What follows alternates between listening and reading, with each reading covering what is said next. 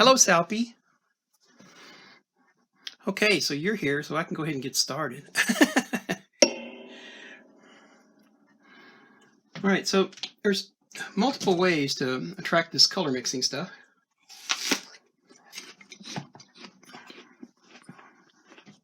We'll do a few of them.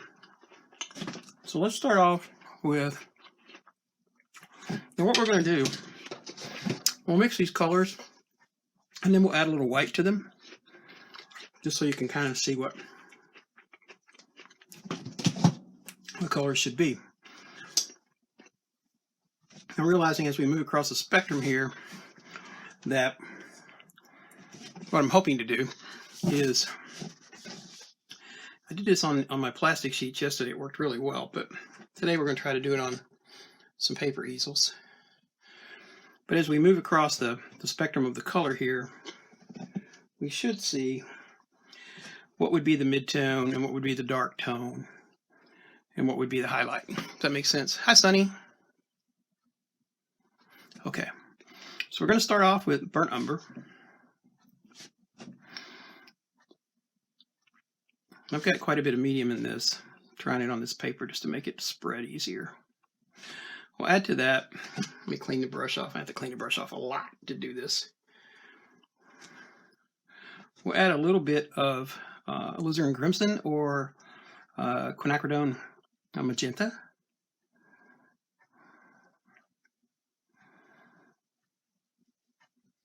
And we'll spread these out. Probably shouldn't have made so much medium in here. And as you can see, this gives you a really nice blend here. You're seeing a little bit of the white showing through here. But if you go with straight burnt umber, I'll put that back up here.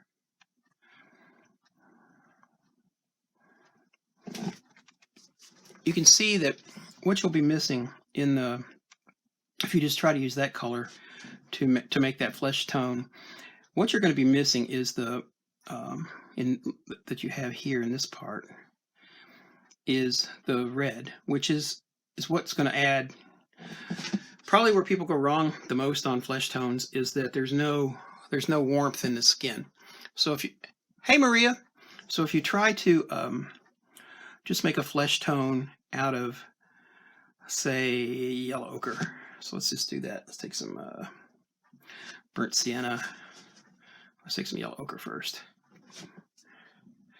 And I got some burnt sienna here as well.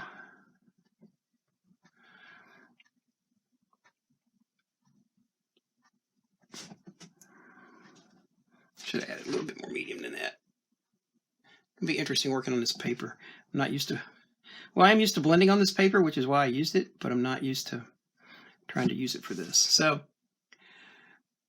here you've got, you're starting to get your midtones right here, but there's some warmth in there, but there's probably not quite enough warmth. So add just a little bit of magenta to that, which of course with magenta and yellow, you're going to get a little bit of an orangish hue. So here now this would be, I'll just carry this on through. So here you have the mid-tone and a darker tone, and then that's probably a little too much titanium white. As you mix this on out, you have the highlighted tones that you would have for a skin tone. Hey Amy, we're just piddling with some flesh tones. Salpy sent me a message about doing some flesh tones, some darker flesh tones. Now, there's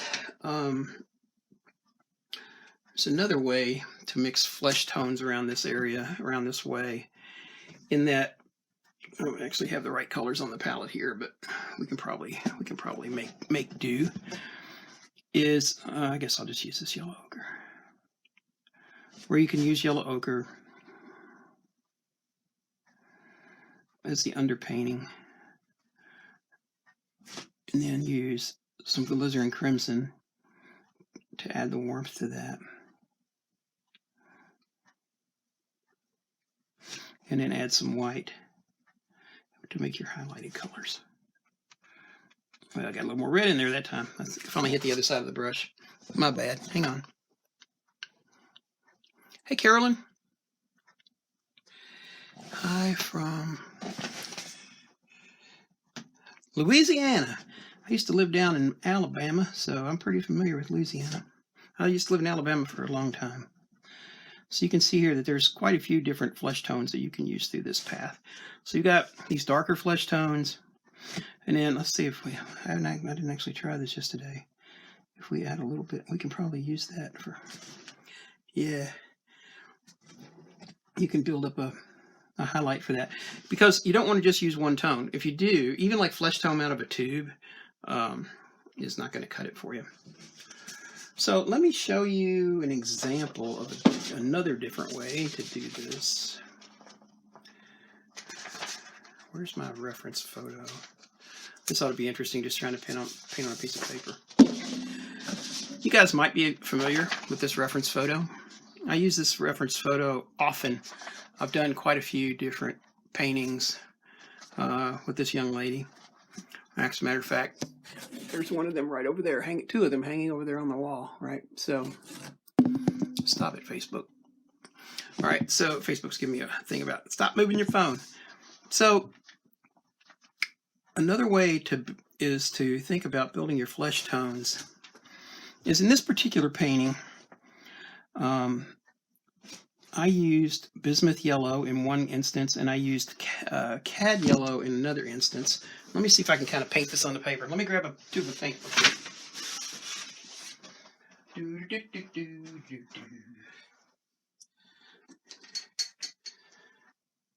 Yeah, let's just use this one. I don't think it really matters all that much which of the yellows you use for this, but so this is, what is this, bismuth yellow? Yeah.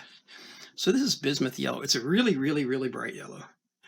And if you look at my portfolio and you see these pictures from 2019 of this young lady, where I put her in different places, what we actually did was we took all of her skin tone and we painted it yellow. We started off painting the whole thing yellow. So we'll just do a little bit of this here. I would like to do enough to get to the darker places, areas. Let's see, like let's paint right here on her leg, just this spot, because I can really demonstrate pretty well with this, all these different colors. Because it's got a lot of tonal, oh great. Nice, where did I pick up that blue? I must have tapped it when I went, oh yeah, I did. I tapped the blue. So we'll just have to make do with this now, but we'll add the yellow back in here. That blue is actually going to be important later, but not in that spot. So in this area, we applied yellow, and it, of course, is going to stay wet on the canvas. And to that, in the shadow areas, any place that we wanted to apply a shadow, like here along her sleeve, we applied alizarin crimson to build the shadows up. And then I'm kind of doing this pretty quick, but hopefully you can see it.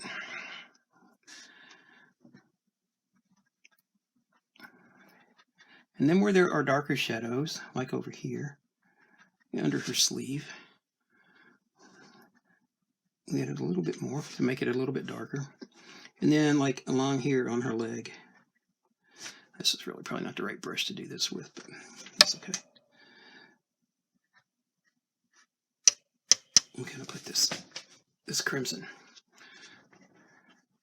And then kind of blend that. And as you do, the crimson is going to stay pretty much where you put it, but it's also going to add warmth into the flesh along this line. So if it's the missing flesh, the redness that I think shows up a lot in different types of portrait painting that people don't quite pick up on. Now this video is not sponsored, but I will tell you a really good, if you're really interested in a lot of portrait type paintings, Marion Dutton at MazArt Studios has got an excellent portrait course. I've taken that course, and it's pretty awesome. All right, so in these darker areas, gosh darn it, these darker areas where you've got a really dark, let me just get a different brush. I don't know why I'm struggling with that brush when I got so many brushes over here. Let's just switch this one. I don't know if a script liner is the right brush either, but I should have just painted this on the easel, probably would have been easier. All right, well, it's because the camera view. So we're going to apply this ultramarine blue right in these dark shadows. And then you're going to want to blend that out. And you can't really blend on paper too well, but you guys will get the idea. And I can actually do this later on another video. I still picked up that blue. That's bad. It's just not even going the way I wanted it to go.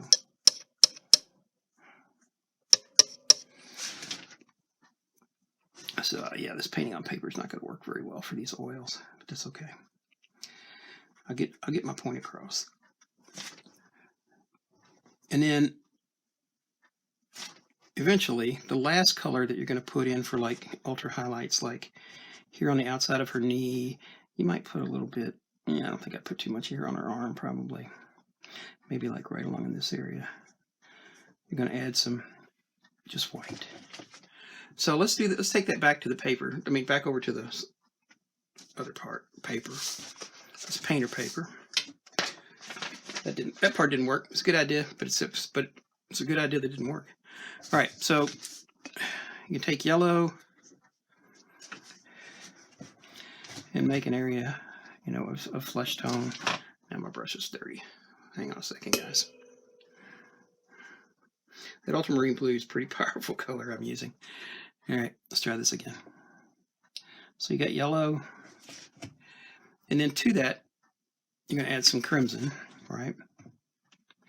And as you add the crimson to this yellow, it's going to warm this flesh tone up and make a really nice flesh tone. And then for the darker shadow side, you can add to that. Now you can't take the blue, you can't take the ultramarine blue and add it directly to the yellow, right? Do you guys know why? Why would you not want to do that? Why would you not want to take the ultramarine blue? I mean, we just took alizarin crimson and added this to the yellow, right, to generate this flesh tone. But why would you not want to use blue against the yellow flesh tone? Come on, it's interactive. Let's go. I'm going to take a bite out of my apple while you're doing it.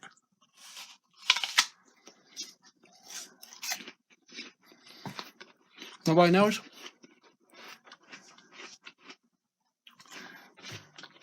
Well, okay, I'll show you then. I'll pick up just a little bit. And over here we put the yellow. I'm just going to add this in. And look what happens. So unless you're painting like Martians, it's not going to work for you, right? And yet, you want the blue in there to get to the shadows. That's right. That's right. It turns green. So down here where you've got crimson, where you've got the crimson, and this is probably going to overblend a little bit just because it's on really, really, really slick paper. As you bring that in to this red, let's see if I can make it a little darker for you. Probably not with the same brush. I should have got more brushes. I'm painting on the opposite side from my easel, so it's not my usual workspace. Well, it is a workspace, but it's not workspace I use for this.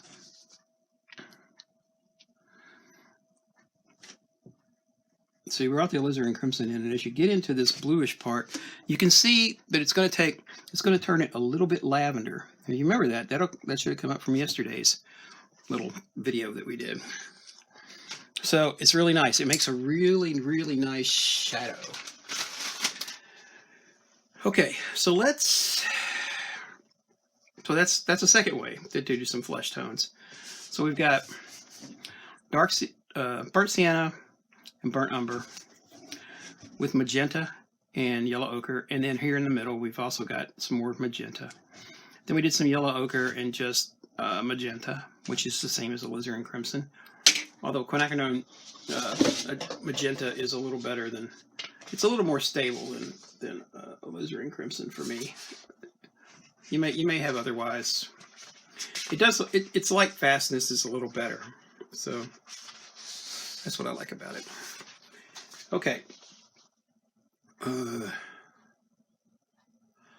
Yeah, I've got some cad red over here. All right, so let's make another one more mix of colors, and this is actually going to require some measurement. So you need to kind of figure it out. We're going to take and drop the knife. We're going to take and create just a little bit of 1 part, 2 parts. Okay, it might have been like nice 3 parts,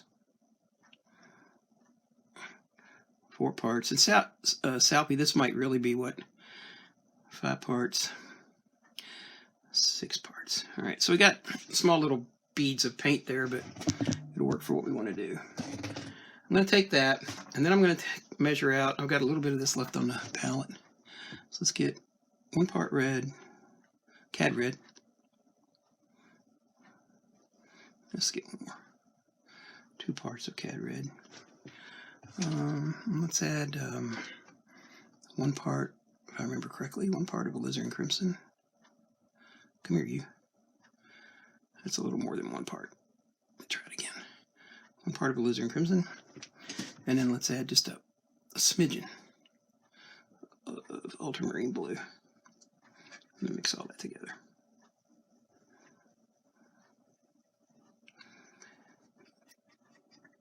Maybe just a touch more ultramarine blue. There we go. There we go. That's better.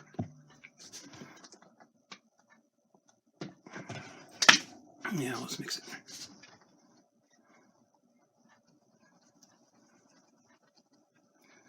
There we go. Now it's mixing up really good. And you can see that this makes a super, super dark skin tone. And then from that, if you want, and this can actually be like your mid-tone. Now, so let's take that. Let's take just a little bit of that mid-tone. Where's my other knife? Give me this little girl. Come here, you. Excuse me while I reach underneath you guys to get to the other side of the table. Take a little bit of this color, and let's add, to make it a little bit darker, you can just add a little bit more ultramarine blue and really darken that color down for the shadow areas. And I know the shadows out here look a little bit blue, but the color itself is not. It's really dark. It's super dark. And then I'll tell you what, though, to make it just a little bit warmer than that, let's add some ultramarine blue to that too. Get off of there. There we go. Yeah, that looks better. So now you got like this color right here. It's super dark. So you got that color and this color. And you can really see, Salpy, that you've got a really dark color, and that to use as a shadow and a nice mid-tone. And then of course you can either add some yellow ochre maybe to this color. I'll tell you what, let's do that. Let's just add a little bit of yellow. I didn't make a lot of this, so it's going to be,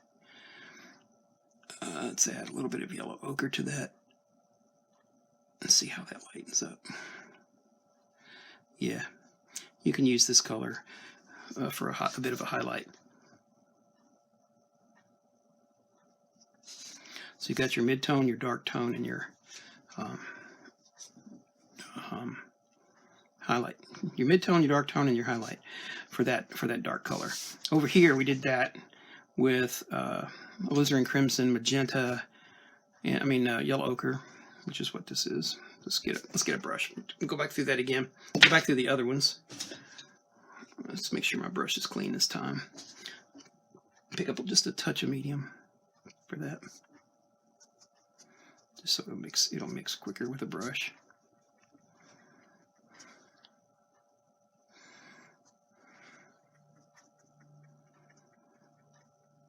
And I recommend, when I do portraits, what I recommend is, as I'm starting,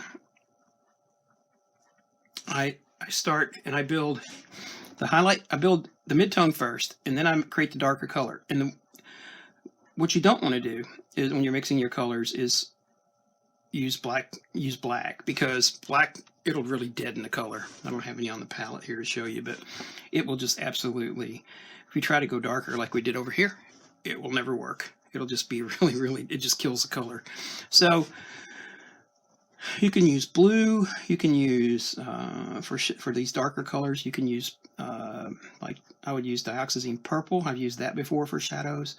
I don't know if I'd use, I mean, you're talking about when you're darkening these colors, that like this burnt umber, and taking it down with a ultramarine blue. If you go to realizing that purple, even if it's purple, you're gonna pick up purple and red in that. So that actually might work though. Now that I think, I don't have any on the palette, but if I did, you might try that, because I mean we did add ultramarine blue over here to make this color, and then we added alizarin crimson. So you know that should work okay. And then over here, where we were just working out with these colors, you can take this color out of the midtone and just let me see if I can scoop some of that out and just add some white to it to make a really nice highlight, make a really nice flesh tone highlight. You're welcome, Salpy. Do you have any other questions about that? I mean, I don't really have too much more to say about that, other than, you know, mix them up and try them. That's what I've done. In the past, I've just kind of, I picked some of this stuff up in Marian's course, and then I've kind of expanded it on my own. But you know, there's quite a bit of difference using, like if you use dark sienna as your base versus burnt umber as your base. I mean, you can clearly see that one of them is a lot darker than the other, right? So you're kind of starting off in a midtone there. So over in this side, I don't even know if I can, let's see. You can add, this is just cad yellow.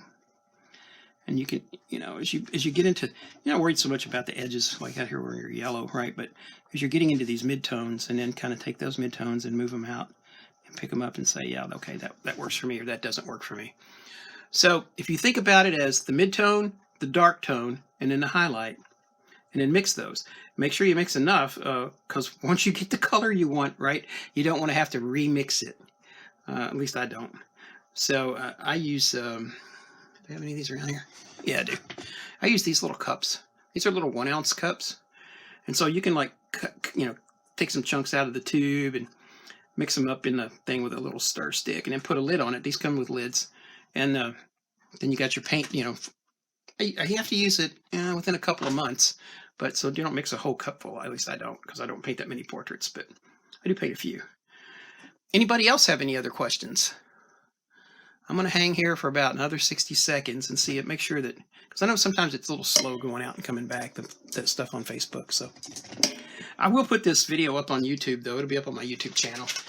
And if you guys get a chance, please go to my YouTube channel and subscribe. The more subscribers we get, the more playtime YouTube actually gives us. So more things we can cover for you. I'll just clean my brushes while I'm waiting to see if anybody's got anything else. If you ever have any questions about any kind of painting stuff, feel free to message me. If I don't answer, I probably didn't see the message, but most of the time I answer pretty fast. So, and if you're not on my friends list and you want to be on my friends list, that's fine. Just send me a friend request and we'll catch up.